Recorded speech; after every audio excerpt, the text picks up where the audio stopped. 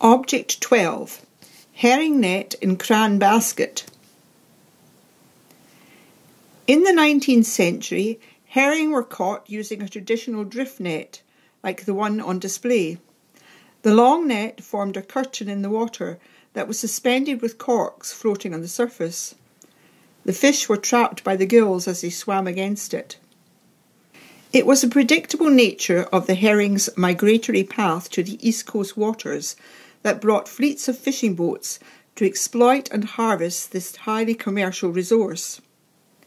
The lower quality herring were often destined for the slave plantations in the West Indies, where they provided a cheap source of nutritional food for slaves.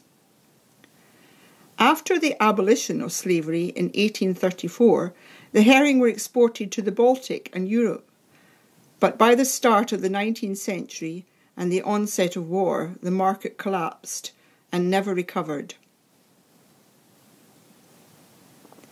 There was a concern that too fine a mesh on the nets would prevent the young fry from escaping, and a bill was passed in 1809 specifying that nets should not have a mesh of less than 1 inch from knot to knot. If fishermen were found to be using nets which infringed this regulation, they would be confiscated and destroyed, and a fine of £40 would be imposed. Since the nets were an important investment for the fishermen and tended to shrink with repeated use, this was to prove a difficult rule to enforce, and in the early days the British Fishery Board found it necessary to seek the support of the Navy.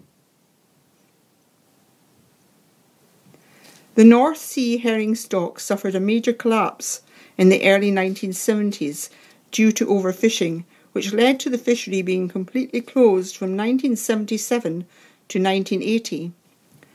The Scottish Association for Marine Science, SMAS, has predicted that herring may vanish from Scotland's west coast waters by 2100 because of global warming as they seek out the colder waters of the north. The net on display is sitting in a quarter Cran basket, which is an official measure for herring catches.